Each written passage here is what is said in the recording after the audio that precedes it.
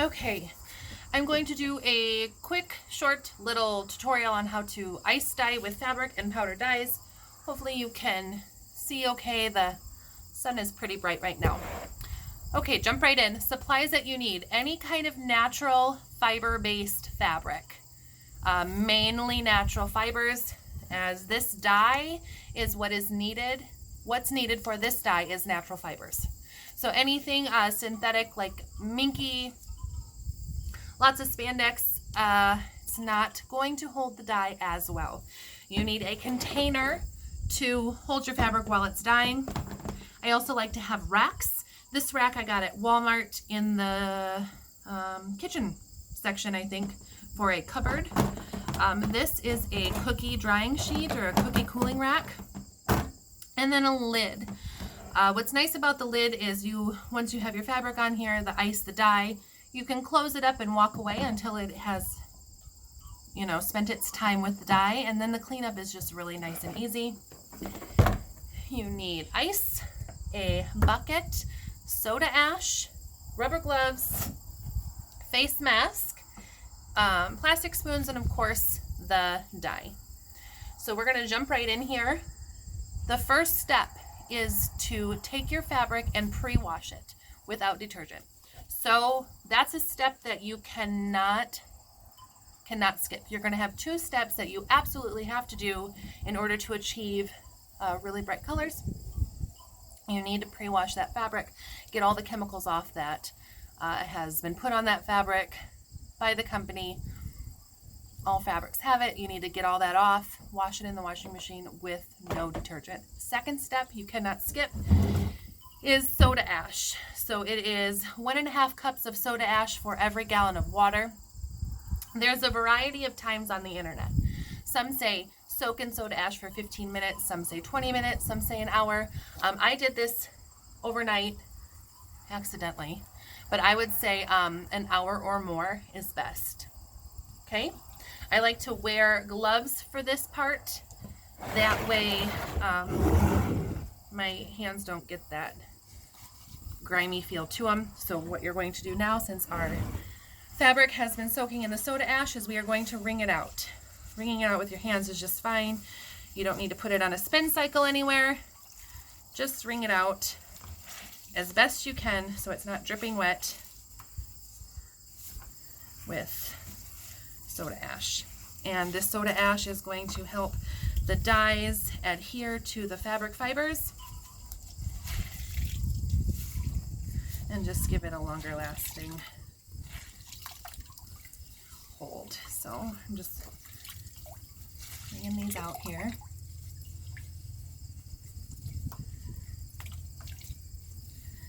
Okay. Now I use just this old bucket that my husband has. It's not dirty, it's stained a little bit with grease, but it's fine. You can always save this. Put a lid on top of this bucket, save it so you wouldn't have to throw this away. You could keep reusing this soda ash over and over and over again. So my glove just ripped. I'm going to go grab a different glove here quick. So I'm going to push pause on the video and come right back, and we'll jump right in there. Hold on just a second. Okay, so we're back here. I'm going to stick my face mask on real quick. Okay, so basically all I'm doing right now is I am making sure that it's not folded up or that the back side is showing, and just kind of scrunching it while trying to make sure that it's not all folded up. And then, you don't want a big lump like that anywhere. And just kind of scrunch. Now some people like to take cardboard pieces and go around the outside to make sure the ice doesn't fall. I don't do that. You sure can, but that's just an extra step that I don't feel like taking. Okay, so once we are satisfied with the way our fabric is scrunched up, we take our ice. chunks of ice, bigger chunks of ice, smaller chunks of ice, anything is fine. The more area you cover with ice, the better. If it falls, just pick it back up.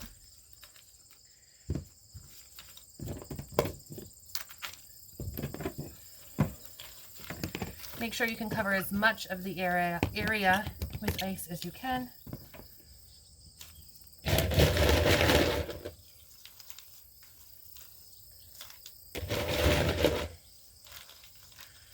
I probably don't have as much ice as I would like, but I needed a coffee this morning, an iced coffee, so that's where we are.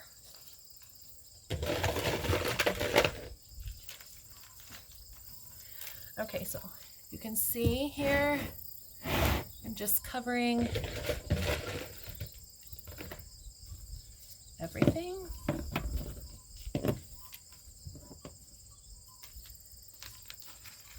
Spread it out a little bit.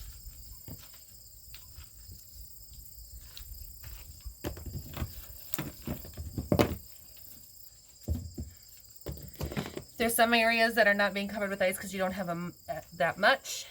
Scrunch up your fabric a little bit more so that everything is being covered.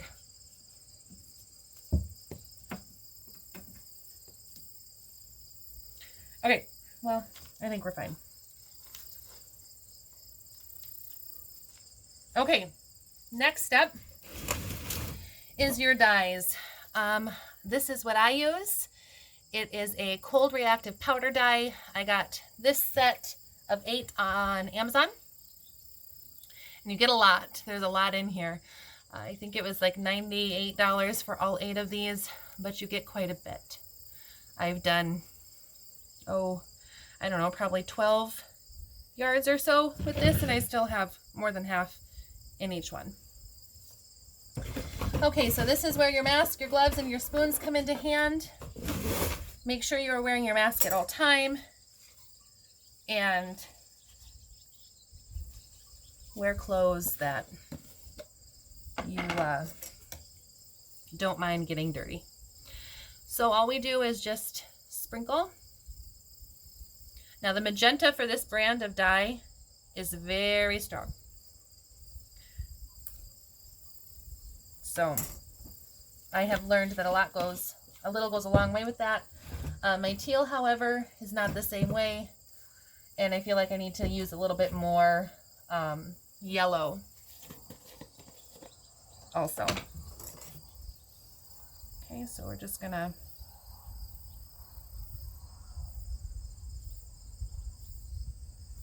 I like to overlap my colors.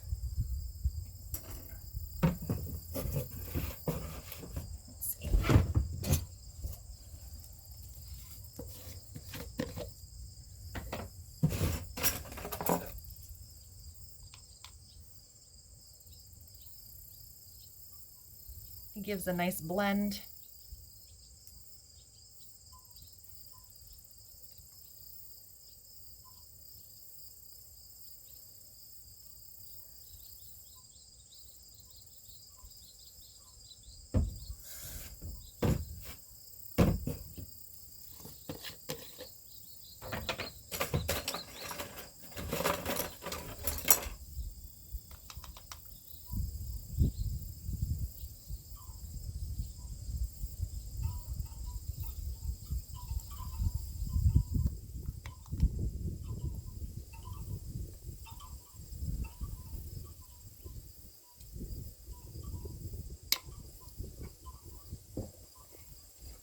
Let's see. So this is my teal, and I like it, but I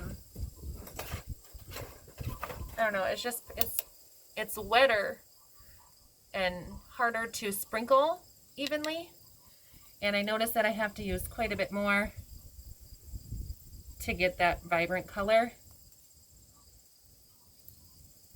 but I still think it's beautiful.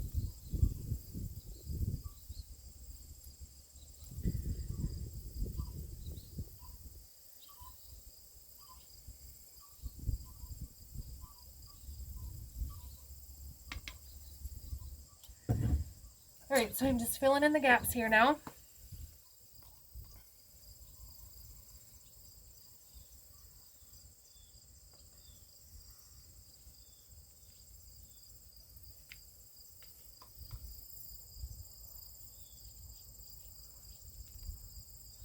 According to some of the videos that I watch, I use a lot more color than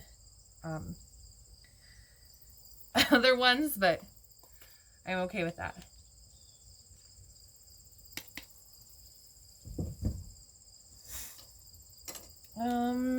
Let's see here.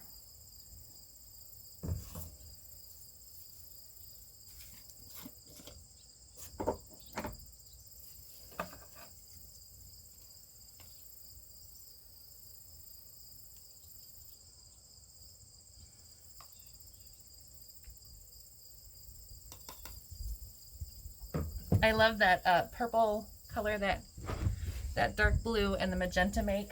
Super pretty.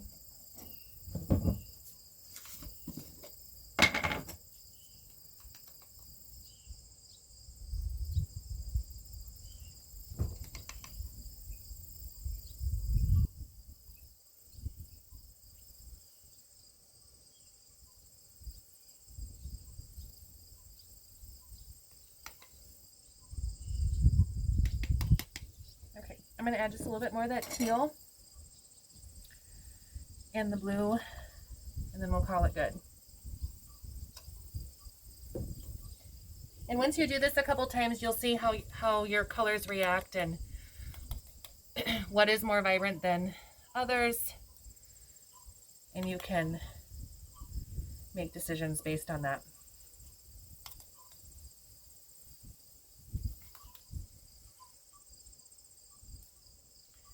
Okay,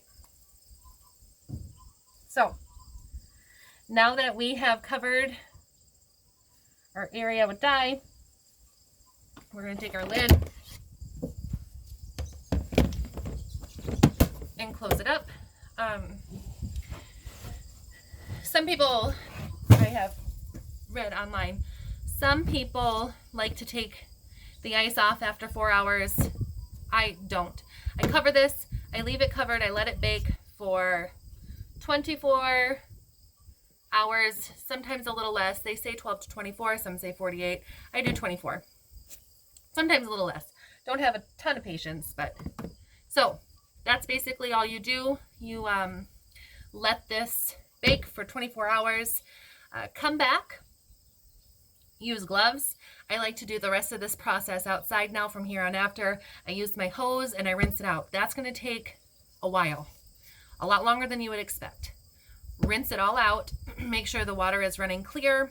Once that has happened, take it to the washing machine, and I like to do this one of two ways. You can either wash it with soap, dry it, or what I like to do most of the time is wash it with no soap. Let it go through the whole cycle. Do it a second time with soap and then dry it. So I'm going to push pause here and I'm going to show you a few different ones that I have done to show you the contrast of different fabrics. So hold on just a second. Okay, so this is a cotton, this is a knit interlock from Joann's. And as you can see, the color on this is very beautiful, very bright and vibrant. This has been washed and dried. Super pretty.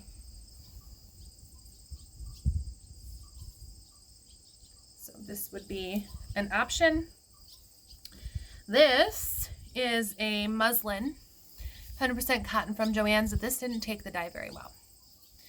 It's pretty muted. Now all of these were done in the same batch. I did everything in 2 containers at the same time, and I think these were actually next to each other. And you can see how well this took compared to how well this took, which is interesting to me. I'm not sure. Still pretty nonetheless. Just not quite as vibrant. It is in spots, and you can see how well the magenta really takes compared to like a blue. Now this is one of the most favorite ones I've ever done. It is super vibrant. You can't, it's not even showing up very well in the pictures or the video here, but it is very vibrant, held incredibly well. Just one of the coolest pieces I've ever dyed. The fabric helps a lot with that. The fabric is super cool. Anyway, and this is a cotton woven. So anyway, so this is the first of 2 videos I'm going to do for you. I'm going to also show you how to confetti dye in the next one. If you have any questions, let me know. It's very simple. Just make sure that you are not skipping the 2 important steps, which is pre-washing your fabric with no dye and soaking your fabric after it has been pre-washed in soda ash. And then it's really important to let that dye bake on your fabric for at least, I mean, they say 24 hours, at least 12 hours. Give it at least 12 hours, 24 if you have patience. I don't really have that many patience. 48 if you're like super awesome. But that's it. So I will come back for a second video on how to confetti dye. Same dyes, same powder dyes, just a little bit different of a technique. Remember, natural fibers for these kinds of dyes. And any questions, let me know. All right. Also, wear gloves because I wasn't there.